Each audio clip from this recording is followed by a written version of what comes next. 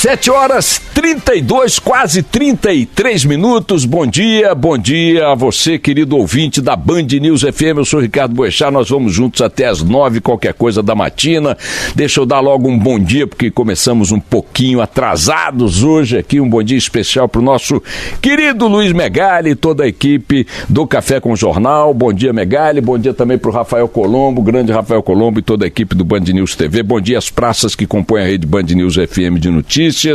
Deixa eu tocar o barco aqui. Bom dia, Barão. Bom dia, Carla Bigato. Bom dia. Estávamos aqui fora do ar, tentando todos, batendo cabeça aqui na redação em torno da leitura que devemos dar ou das hipóteses que devemos preservar diante da notícia de que o senhor Joesley Batista, da JBS, entregou, segundo uma versão acolhida por todos os jornais, 40 horas de gravações de conversas dele, cujo teor se desconhece, mas que foram 40 horas entregues à Procuradoria-Geral da República dentro do entendimento dado pelo senhor Joesley Batista através de sua assessoria à imprensa, de que estava fazendo isso para evitar mal-entendidos, evitar questionamentos, enfim, em torno das suas informações dadas aos investigadores federais e que consubstanciaram, deram base ao tal acordo de delação premiada entre a PGR e o Grupo JBS. Vocês lembram que esse acordo baseou-se no seguinte: o Joesley foi lá, entregou gravações de conversas dele com algumas autoridades, inclusive o presidente da República. Fez uma enorme delação, ele e seus executivos, de todo o histórico de subornos, propinas pagos pelo Grupo JBS ao longo dos anos a mais de 1.000 e tantos políticos, nem me lembro quantas centenas ou milhares foram, e aquilo supôs-se, ou supõe-se formalmente até agora, que corresponda a 100% do que o senhor Joesley tinha de revelações a fazer e documentos a entregar.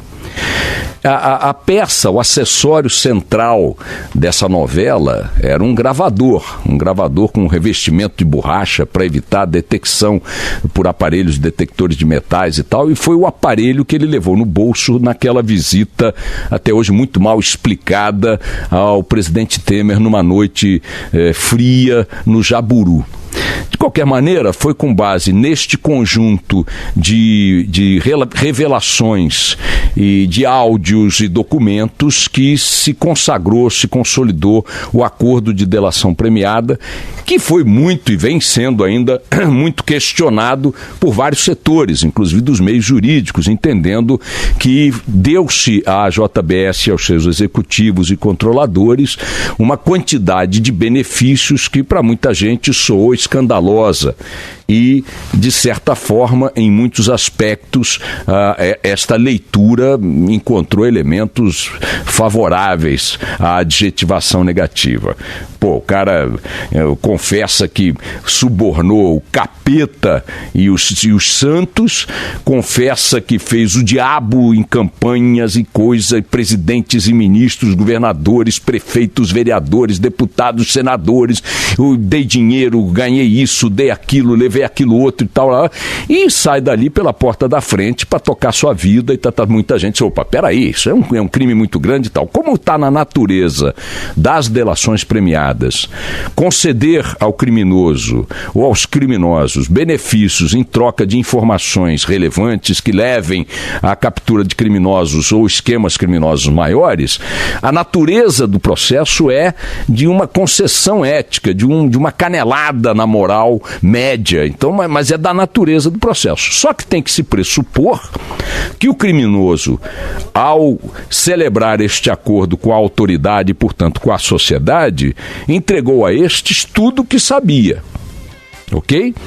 Agora, passados sei lá quantos meses, 3 meses, o senhor Joesley Batista, segundo o que se lê nos jornais, entrega mais 40 horas de gravações que não eram de conhecimento da autoridade com quem celebrou esse acordo de delação premiada, esse controvertido acordo de delação premiada. A imprensa hoje está dando predominantemente que este foi um ato espontâneo do senhor Joesley, para evitar questionamentos, mal-entendidos, etc. e tal. E eu estou com uma pulga aqui atrás da orelha, porque é o seguinte: a Polícia Federal, com o mesmo gravador de onde extraiu aquelas fitas que todos tomamos conhecimento escandalizados, estava periciando o gravador, porque já tinha descoberto que havia pelo menos 40 horas de áudios apagados. O que se diz no grupo do Joesley? Que o gravador tinha uma capacidade limite de tempo para gravar. Ele gravava o Barão, gravava a Carla, gravava a mim, descarregava esse conteúdo num computador, limpava a memória do gravador e começava a gravar outras horas dentro da capacidade do aparelho. Terminava de encher novamente essa memória no gravador, descarregava no computador. Então, como se diz aí na tecnologia, isso era um backup. Ele tinha backup das gravações que foram apagadas para liberar o gravador para novas gravações. Ao saber que a polícia estava periciando o gravador para encontrar essas 48 horas apagadas, 40 horas apagadas, me parece que alguém que celebrou um acordo de delação premiada tinha que dizer o seguinte: olha, vocês estão procurando essas 40 horas? Não precisa procurar não, eu tenho aqui no meu gravador, no meu computador, toma aqui. Não foi assim que ele procedeu. Sabe-se agora que tinha um prazo para entregar tudo que ele tivesse em mãos. Ele pediu prorrogação desse prazo por 2 meses, o que já agora, soube disso hoje, me causou uma certa estranheza, Antônio. Você faz um acordo reconhecendo que é criminoso, porque é o pressuposto da delação premiada é esse. Você confessa seus crimes, faz um acordo com a autoridade, ganha benefícios e entrega criminosos maiores. Essa é a regra. Como é que você faz esse acordo com a autoridade e não diz para a autoridade que tem backup de gravações que a própria autoridade está tentando encontrar no gravador que você entregou? Ah, não, mas eu achava que essas gravações não tem nada de relevante. Não, mas não cabe a você achar porra nenhuma. Você não tem que achar nada. Você tem que me entregar o que você tem. Não cabe a Joesley fazer a triagem do que não entregou. Porque ao entregar agora aquilo que passou pela triagem dele, me dá o direito de perguntar o seguinte: o que mais você tem que não entregou e que está triando? Que filtro é esse? Quem te deu, nestas condições de réu confesso, de delator premiado, a prerrogativa de analisar e decidir o que mais deve ser entregue à autoridade? Então, tem uma coisa meio esquisita nesse carnaval aí. Pode ser que essas 40 horas não tenham absolutamente nenhuma relevância para o processo. Podem ser conversas pessoais, conversas entre o Joesley e os seus executivos, decidindo planos da empresa, conversas familiares, conversas com amigos, combinando um fim de semana. Mas pode não ser. E a quem compete dizer o que pode, o que não pode, o que deve, o que não deve, o que interessa ao processo ou não interessa ao processo é a autoridade com quem ele celebrou o acordo de delação premiada. E porque sabia que a autoridade estava tentando estava periciando o gravador para descobrir essas 40 horas, por que não as entregou imediatamente? Então, tá esquisito, eu não entendi direito. 2 colunistas nossos, o Reinaldo Azevedo e a Mônica Bergamo, trataram desse assunto ontem com informações muito iniciais. É importante chamar a atenção de que a notícia veio a público pelo que os nossos radares aqui identificaram através do site O Antagonista. Foi quem deu primeiro a informação de que essas gravações tinham sido entregues pelo Joesley. O que eu estou me fixando aqui é sobre a natureza desse gesto. A natureza desse gesto. A leitura de que é um gesto colaborativo, espontâneo, gentil, para evitar mal-entendidos, etc. e tal, não encaixa muito na minha cabeça, porque o Joesley levou 30 dias para ser colaborativo e gentil. e pediu prorrogação desse prazo. Tinha um prazo lá para entregar, o limite para entregar qualquer coisa pertinente ao processo. Terminava ontem. No último dia do prazo, ele foi lá e entregou. Detalhe, ele tinha pedido prorrogação desse prazo. O ministro Fachin não deu prorrogação.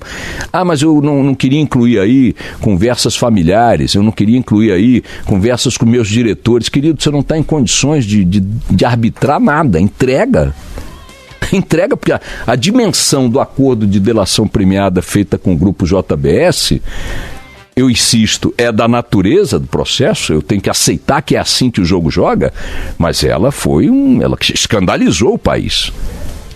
Ela escandalizou o país. Notem, quero mais é que todo mundo vá para a cadeia. Do mais alto governante ao mais modesto vereador. Todos. Agora, não cabe a um delator entregar a conta-gotas algo que a própria polícia está tentando encontrar em perícias de equipamentos que ele entregou como sendo tudo que tinha. Então eu posso concluir o seguinte: o Joesley sabia, a JBS sabia que a perícia ia encontrar o conteúdo dessas 40 horas, isto configuraria ocultação de conteúdo, ocultação de provas eventuais, ocultação de fatos, isso produziria um problema gravíssimo que poderia resultar na anulação do acordo de delação premiada, e no último dia possível do prazo, ele foi lá e entregou alguma coisa. Notem, tudo bem, mas não me vendam isso como um ato de colaboração generosa, espontânea, etc. e tal. Pode até ter sido, mas que encaixa mal no lego do raciocínio, encaixa. Ao longo do dia teremos aí mais informações, a Mônica Bergamo vai falar conosco sobre isso, enfim, temos aí nossos repórteres e tal. Repito, pode não ter nada nessas 40 horas, mas não cabia ao senhor Joesley fazer essa análise de conteúdo, sabendo que a polícia estava tentando encontrar na perícia do gravador isso que ele já tinha em mãos desde sempre. Não entendi direito não, minha gente. Vamos lá.